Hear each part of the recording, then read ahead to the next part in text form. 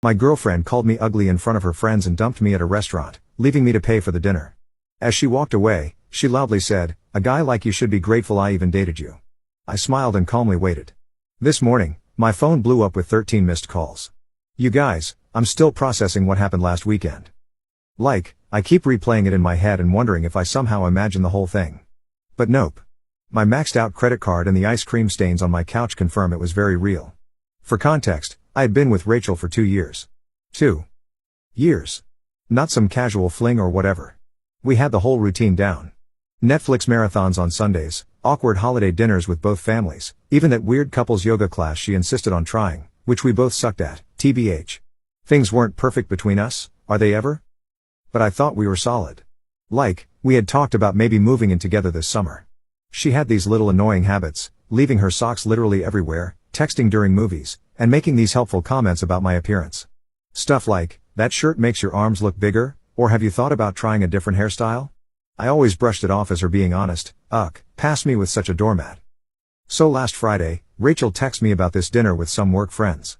She's never really included me in her work life before, always saying it wasn't professional or whatever. So I was actually excited. I even went shopping for a new outfit, RIP my budget, and spent forever getting ready. I'm talking full YouTube grooming tutorial, the fancy hair products I only use for special occasions, the works. I get to the super expensive restaurant downtown, the kind with tiny portions and no prices on the menu. Red flag number 1. Rachel's already there with 2 girls she works with, Leona and Paula. The moment I walk up, there's this weird vibe. Rachel barely acknowledges me. Just this half stand from her chair and a quick "You're late."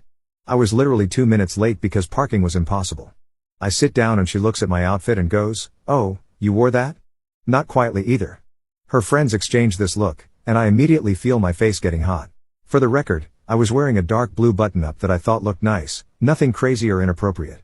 I try to laugh it off, is there a dress code I missed? But she just shrugs and says they already ordered appetizers. Cool. The next hour is basically Rachel talking about work stuff I don't understand while her friends nod along.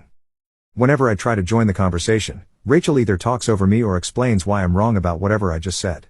At one point, I mentioned something about a customer at my store, and Rachel interrupts with, "He doesn't really get how things work in the real business world," with this dismissive wave, like retail isn't a real job.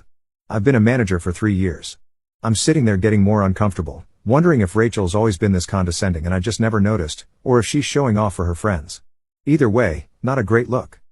Then Leona asks how we met, and I start telling the story about how her coworker Victor is my best friend and introduced us.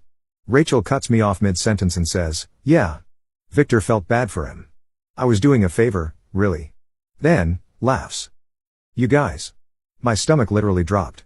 That's not even close to how it happened. Victor had actually warned me about Rachel's ego before setting us up, but said she was a good girl underneath it all. Spoiler alert, she wasn't. I excuse myself to the bathroom, mostly so I don't cry in front of them. I'm in the stall texting Victor "UTF is happening?" When I get a notification that Rachel just tagged herself at this restaurant on Instagram with girls' night out, I'm not even there. Victor calls me immediately, but I send him to voicemail because I don't want the girls to hear me crying. I splash some water on my face, fix myself up, and give myself this sad little pep talk in the mirror about getting through dinner with dignity. When I get back to the table, they're all laughing about something, but stop abruptly when I sit down. Awesome. The waiter brings our main courses, and Rachel keeps making these jokes about my food choice. I ordered pasta, one of the less expensive options because I was already worried about the bill, and she keeps saying stuff like carb loading for a marathon, and that's a bold choice for someone with your body type. Each comment feels like a little paper cut, and they're adding up fast. At this point, I'm barely eating. Just pushing food around my plate and counting the minutes until I can leave. Then Paula asks Rachel about some presentation, and Rachel launches into this whole story about how her boss loved her ideas, and she's basically running the whole project now. Something clicks in my brain. The week before, Rachel had been stressing about this same presentation, saying her portion was only 5 minutes, and she was nervous. Now suddenly, she's the star? It's like she's living in some alternate universe where she's the main character. Then the bill comes. The waiter sets it on the table, and Rachel picks it up, looks at it for a second, then slides it over to me. I think she's just showing me the total. But then she says, and I will never forget this. "You know what? I don't think this is working." I stare at her, waiting for the punchline. There isn't one. "I've been trying to make this work, but I'm just not attracted to you anymore. I think we should break up." In the middle of a restaurant. In front of her friends. After 2 years together, who does that? I'm completely blindsided. Are you serious right now? This is how you want to do this? She stands up, grabs her jacket, and says, I still get a knot in my stomach thinking about it. A guy like you should be grateful I even dated you this long. You're not exactly a prize. Then she and her friends just left. They all walked out together laughing, leaving me sitting there with a $347 bill for all their stupid Wagyu appetizers and fancy cocktails. The waiter came over with this look of pity that made everything 1,000 times worse. I paid the bill with my credit card, which I'm still paying off from Christmas, yay, and somehow made it to my car without completely falling apart. I called Victor from the parking lot sobbing so hard he couldn't understand me at first. He came straight to my apartment with a pint of Ben & Jerry's and a bottle of wine, the real MVP. Between ugly crying and stress eating cookie dough, I told him everything. He was livid. Like, I had to talk him out of driving to Rachel's place and causing a scene. That's when he got weird. He kept asking questions about what Rachel had said about work, projects she mentioned, her role in the company. Finally, he was like, Sebastian, I don't know how to tell you this, but Rachel isn't who she says she is at work. Turns out, Rachel isn't some hotshot marketing girl about to get promoted. She's an assistant who makes coffee runs and schedules meetings. All those business trips? Complete fabrications. The big presentation? She was just doing the slides for the actual team. The fancy title on her LinkedIn? Total fiction. I felt like such an idiot. For 2 years, this girl had been lying about basically everything, and I never questioned it. What else had she been lying about? That night after Victor left, I went into full detective mode. I scrolled back through our text history, our photos, everything. So many inconsistencies I'd missed. Comments about money that didn't add up. Times she had to work late, but her location showed her across town. I couldn't sleep. I kept replaying that moment in the restaurant, how small she made me feel, how humiliated I was. At, 3 a.m., I get a text from a number I don't recognize. Hey. It's Chloe from Rachel's office. Victor gave me your number. There's some stuff you should know. That's when things got really interesting. First update. First, thank you all so much for the supportive comments on my last post. I literally cried reading some of them in a good way. A lot of you asked for an update, so here's what happened next in this absolutely wild situation. So after finding out from Chloe, who works with Rachel, that my girlfriend of 2 years had basically been living in a fantasy world of her own creation, I spent the next few days in that gross post-breakup fog. You know the one, where you're alternating between crying into a pint of ice cream and angrily scrolling through old photos wondering if any of it was real. My apartment looked like a disaster zone. Dishes piled up, laundry everywhere, and approximately 7 empty DoorDash bags because cooking felt impossible. The worst part was that I kept having these moments where I'd think of something funny to text Rachel, then remember what happened, and it was like being dumped all over again. My brain was literally stuck in a loop of, did that actually happen? And how did I not see this coming? I'd also been avoiding social media because I just knew Rachel would post something annoying. But Wednesday morning, I finally caved and checked Instagram. Sure enough, there was Rachel with some gym selfie captioned, "Level up, know your worth, the audacity." I nearly threw my phone across the room. Victor came over that evening with takeout and found me wrapped in my comforter like a sad burrito. He's been amazing through this whole thing, making sure I eat actual food, listening to me rant about the same things over and over, and not once saying I told you so, even though he had his suspicions about Rachel from the beginning. While we were eating, Victor showed me his texts with Chloe. Apparently, they'd been talking a lot, and she had tea to spill. According to Chloe, Rachel had been telling everyone at work that she dumped me because I was clingy and always talking about marriage. What? I was not the one who made a Pinterest board called Future Home Ideas. Yes.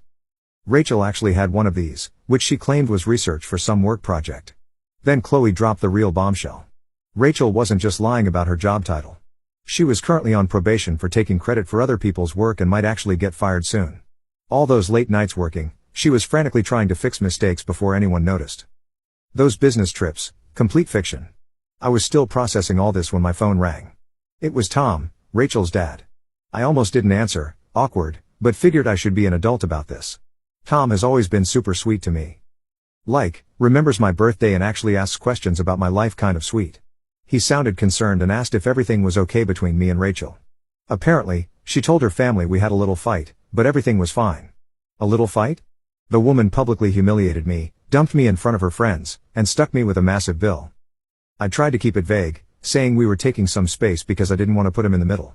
Then he mentioned Rachel's birthday dinner on Saturday and how the whole family was looking forward to seeing me there. You guys. I nearly choked on my lemonade. Rachel had told her family we were still together and that I was coming to her birthday dinner. The dinner was at her parents' house, and apparently, she'd told them we had big news to share. After hanging up, I sat there in shock while Victor looked at me like I'd grown a second head. He was like, is she delusional or just a pathological liar? Honestly, I was wondering the same thing. That's when we came up with a plan. I wasn't going to just ghost her family. They'd always been kind to me, and they deserved to know what kind of person Rachel really was. But I also wasn't going to cause a scene or be vindictive. I would simply attend the dinner as invited and let the truth come out naturally. The next day, Chloe met me for coffee, slightly awkward since we'd only met through Rachel, but she turned out to be really chill. She confirmed everything and added even more details about Rachel's work lies. The team Rachel claimed to lead was actually just her and 2 interns. The big presentation she was in charge of last month? She was just operating the slideshow while her boss presented.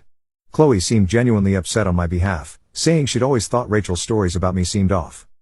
Apparently, Rachel would come to work complaining that I was high maintenance, when in reality, I was paying for most of our dates toward the end because Rachel claimed to be between paychecks, which I now realized probably meant she was terrible with money. Midway through our conversation, Chloe got a text from their boss asking if she could come in Saturday evening to help with some emergency project. Chloe was bummed because she'd had plans, but then I had an idea. What if Chloe needed to drop something off at Rachel's parents' house during the birthday dinner? The timing would be perfect. As we were figuring out the details, my phone buzzed with a text from Rachel, first one since the restaurant disaster. It just said, "We need to talk about what happened." I might have overreacted. Might have? I showed Chloe, and she nearly spit out her coffee. Overreacted is when you get annoyed about someone being late, not when you publicly humiliate your boyfriend of 2 years and stick him with a $300 bill. I didn't respond. Let her sweat. The next 2 days were a blur of preparation. I wasn't going to this dinner unprepared. I dug through old texts, finding all the lies, dates when she claimed to be at work conferences that didn't exist, stories about coworkers that Chloe confirmed were fabricated, even photos Rachel had posted of herself at work events that were actually just downloaded from the company website. Friday night, Victor came over to help me pick an outfit. Not gonna lie, part of me wanted to show up looking amazing just to spite her, but we decided the best approach was to look nice, but not like I was trying too hard. We settled on a simple black button-down that Rachel once said made me look average, which now I realize was her weird neg attempt because I got compliments whenever I wore it. I barely slept Friday night. What if this backfired? What if her family took her side? What if I froze up and couldn't go through with it? By Saturday morning, I had chewed my nails down to nothing and gone through about 17 different around noon. Rachel texted again, "Looking forward to seeing you tonight. We're something nice." My parents are excited. I didn't respond to that either. Let her think whatever she wanted. I spent the afternoon getting ready with a weird mix of dread and anticipation. Victor helped me with my hair and gave me a pep talk when I started to lose my nerve. At 5:30, I got in my car and headed to her parents' house. I had to pull over once because my hands were shaking too much to drive safely. I sat there for a minute, doing those breathing exercises from that meditation app I downloaded months ago, but never actually used. What was I doing? Was this crazy? Maybe I should just block Rachel on everything and move on with my life like a normal person? But then I thought about her sitting there at her birthday dinner, probably telling everyone some fake version of our relationship, maybe even making herself the victim somehow, and my resolve hardened. I pulled up to her parents' house at 6:15, fashionably late, which I knew would annoy Rachel. There were several cars already in the driveway. Looked like the whole family was there. I checked myself in the rearview mirror, took one last deep breath, and walked to the door. Rachel's mom opened it with a big smile and a hug, ushering me inside. The house smelled like Tom's famous pot roast, and for a second, I felt a pang of sadness. I genuinely liked Rachel's family, and this would probably be the last time I'd see them. I rounded the corner into the living room, and there was Rachel, drink in hand, mid-laugh at something her cousin said. She froze when she saw me, clearly not expecting me to actually show up despite what she'd told her family. The look on her face was, well, priceless tbh. For a split second, panic flashed across her features before she composed herself and came over with this fake smile. She gave me a stiff hug and whispered, "You actually came. We need to talk privately."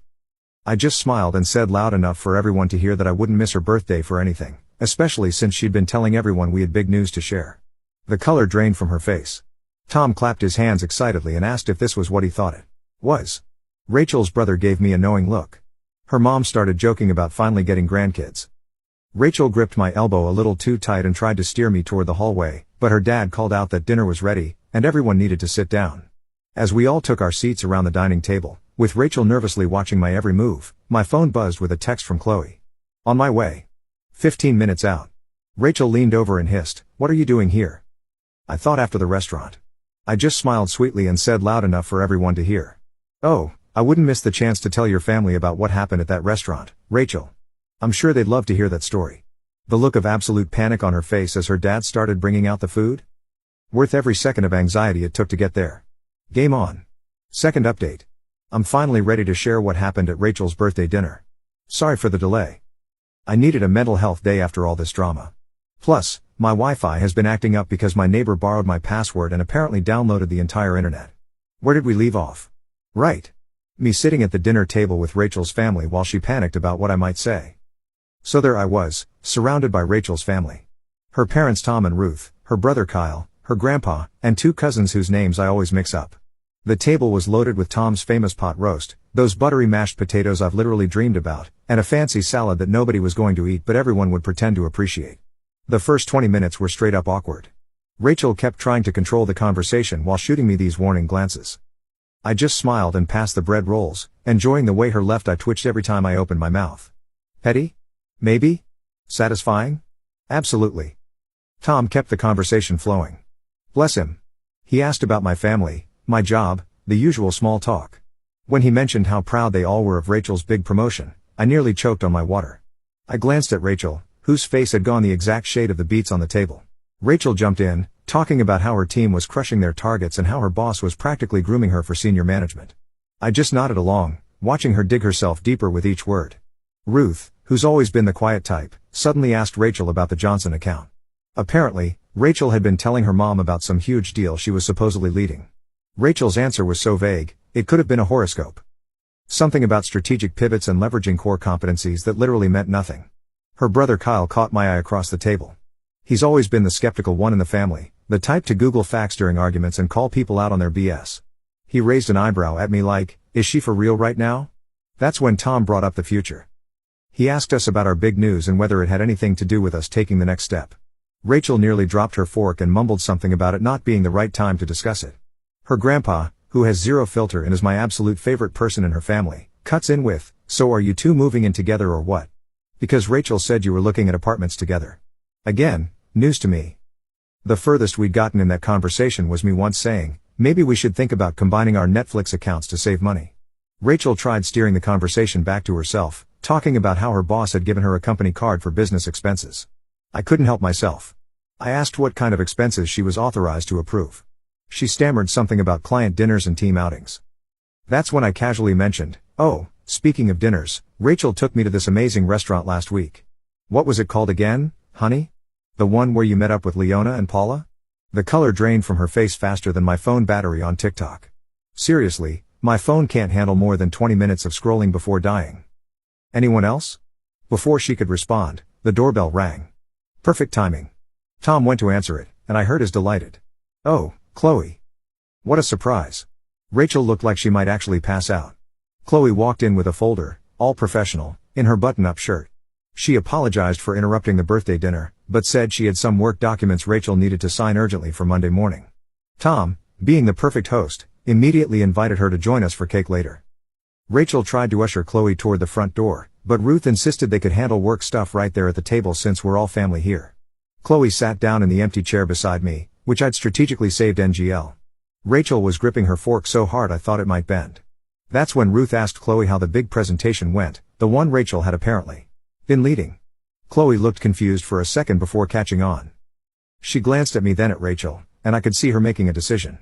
Chloe said the presentation went well but clarified that their boss had delivered it, with Rachel and the team providing support. Ruth looked confused and said that wasn't how Rachel had described it. I jumped in because I'm messy like that and asked Chloe about Rachel's promotion. Poor Chloe looked so uncomfortable. Caught between loyalty to a coworker and not wanting to lie to an entire family, she fidgeted with her napkin and said something vague about company restructuring. Rachel interrupted with this fake laugh and tried changing the subject to sports or whatever, but her brother wasn't having it. He asked Chloe point blank what Rachel's current title was. The silence that followed was like that moment when you drop something in a public bathroom. Everyone hears it. No one wants to acknowledge it. Chloe looked at Rachel, who was silently pleading with her eyes, then at me. I nodded slightly. She cleared her throat and said that Rachel was an administrative assistant in the marketing department. The silence. Ruth put down her fork slowly. Her grandpa made this little hump sound. Kyle muttered something that sounded suspiciously like, I knew it. Rachel immediately went into damage control mode, saying Chloe was confused, that she had multiple roles, that it was complicated. But the dam had broken. Her family started asking specific questions that she couldn't weasel out of. When did you get promoted? She hadn't. Why did you say you had a team? She didn't. What about that corner office you mentioned? Also fictional. With each question, Rachel's stories unraveled more. She kept looking at me like this was somehow my fault, which just made me more determined to let everything come out. Tom, bless his heart, tried to smooth things over. He suggested we all have some cake and talk about happier things. As he went to the kitchen to get it, Kyle asked me directly about the restaurant I'd mentioned earlier. This was my moment. I took a deep breath and told them everything. How Rachel had invited me to meet her friends, how she'd belittled me throughout dinner, how she dumped me in front of everyone and walked out, leaving me with a $347 bill I could barely afford. Rachel tried interrupting several times, but her mom shut her down with this look I'd never seen before. Pure disappointment. Rachel's defense, that I was exaggerating and playing victim, that I had embarrassed her in front of her colleagues by not fitting in, that leaving me with the bill was teaching me financial responsibility. Her grandpa actually snorted at that last one. Chloe, who had been quiet through most of this, finally spoke up. She confirmed my story, adding that she'd heard Rachel bragging to coworkers about how she'd put me in my place. She even pulled out her phone and showed texts from Paula, receipts, y'all, discussing what had happened. Tom came back in with the cake just as Rachel was trying to paint herself as the victim. He set it down and asked what he'd missed. No one spoke for a moment. Then Rachel's mom said, very quietly, that they needed to have a family discussion about honesty. Rachel exploded, like full-on temper tantrum. She accused me of turning her family against her, called Chloe a traitor, and said everyone was just jealous of her success. What success? She knocked over her water glass, pointed at me, and yelled that a guy like me should be grateful she even bothered with me. Her dad gasped. Her grandpa said something that I'm pretty sure was old people swearing. Her brother just shook his head like he wasn't even surprised.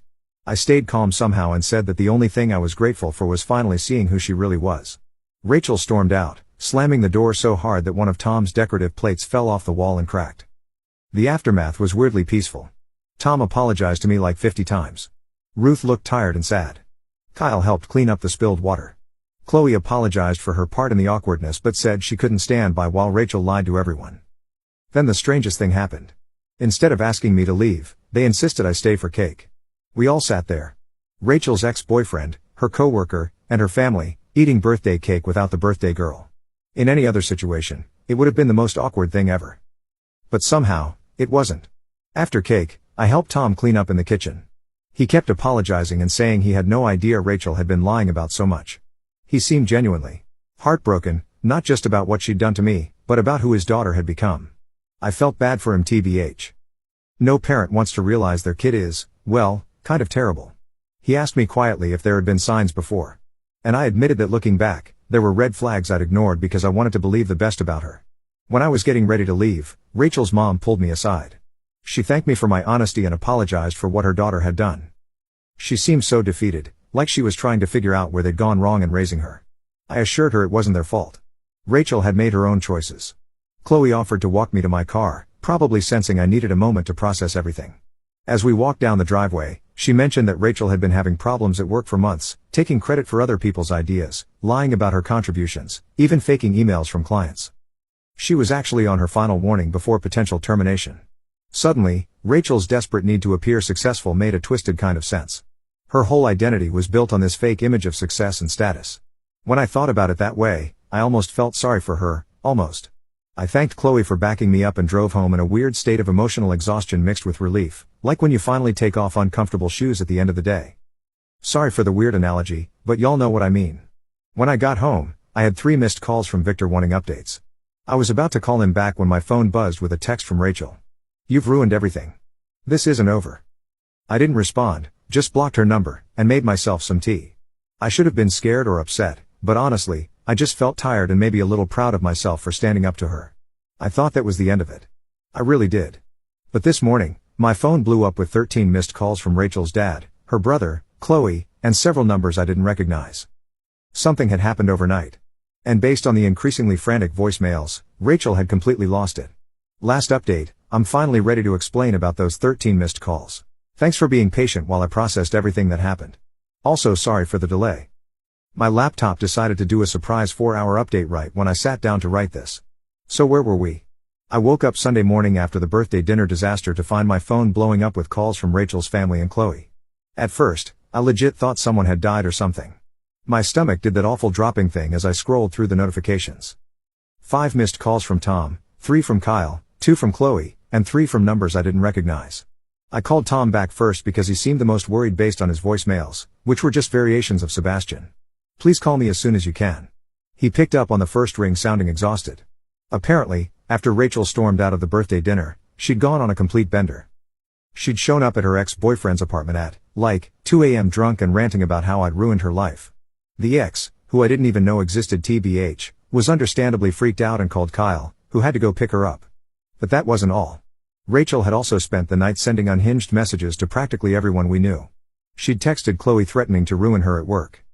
Lol, good luck with that when you're about to get fired.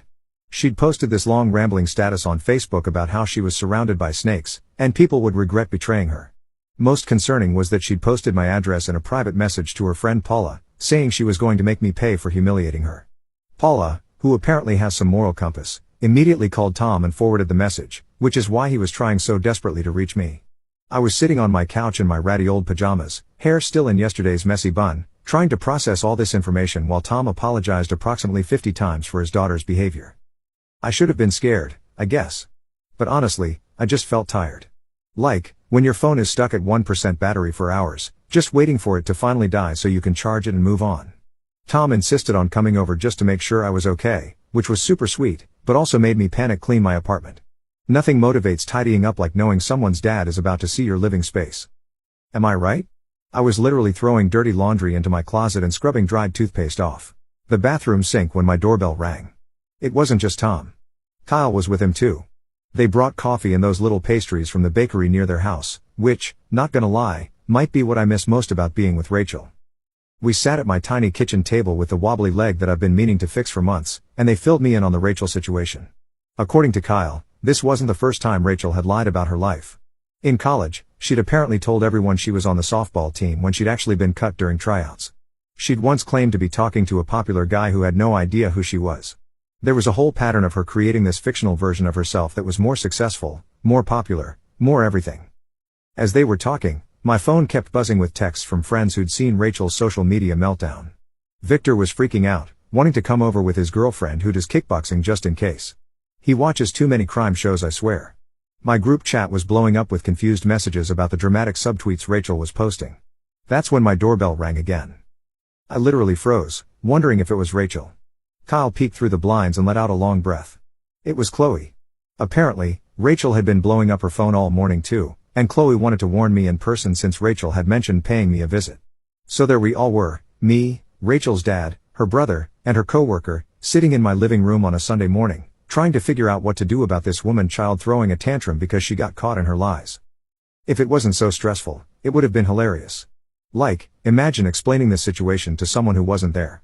Chloe mentioned that their boss had already gotten wind of Rachel's social media tirade. Someone had screenshotted and forwarded it. So Monday at work was going to be interesting. Kyle was worried Rachel might do something stupid if she lost her job on top of everything else. That's when my doorbell rang again. This time, it was the building manager, looking super awkward. Apparently, Rachel had been downstairs making a scene in the lobby, demanding to be led up to my apartment.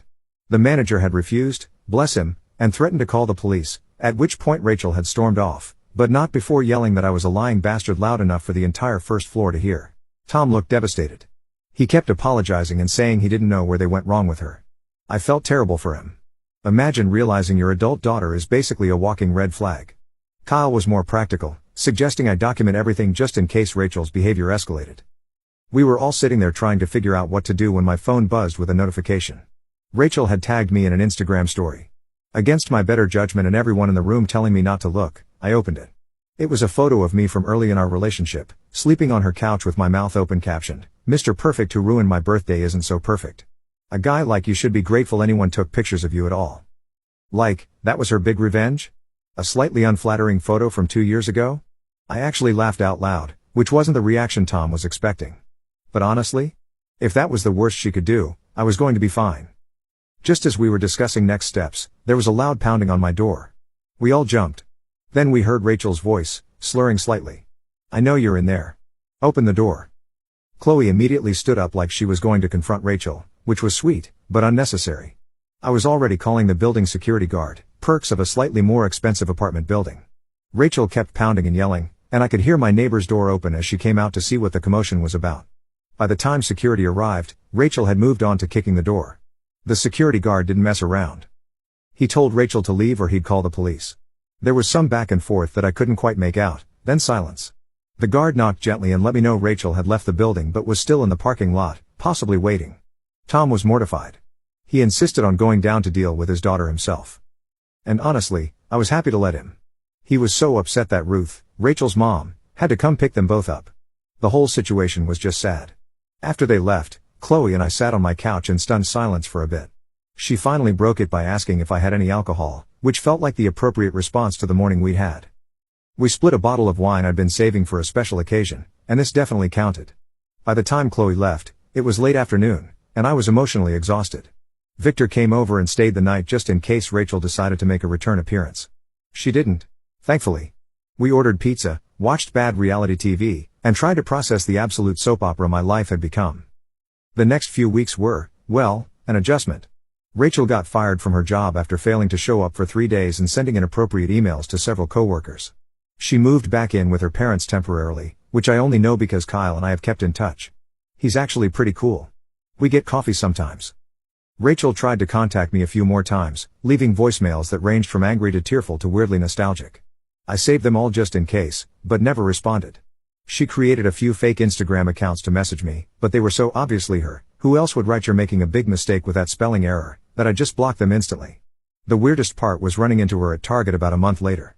I was in the home section looking at shower curtains, and suddenly there she was, holding a pack of socks and looking like she hadn't slept in days. We made eye contact, and for a second, I thought she might cause a scene.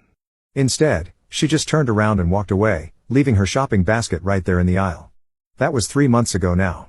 Rachel eventually moved to her aunt's place in another state, according to Tom, who still sends me holiday cards, which is sweet, but awkward. Her social media has gone suspiciously quiet. Kyle thinks her parents finally cut her off financially until she gets therapy. As for me, I'm doing pretty good, actually. My apartment finally feels like mine again now that I've rearranged the furniture and replaced the stuff that reminded me of Rachel. The strangest outcome of all this might be my unexpected friendship with Chloe. We're not dating or anything, though Victor keeps trying to make that happen. But we grab lunch sometimes and text out stupid TikTok videos. It's nice having someone who witnessed the whole Rachel saga and understands why I now have trust issues the size of Texas. Looking back at everything, I'm not angry anymore. Well, not just angry. I'm also weirdly grateful. Not for dating Rachel. Definitely not that. But for finding out who she really was before things went further. Imagine if I'd moved in with her or something? Shudder.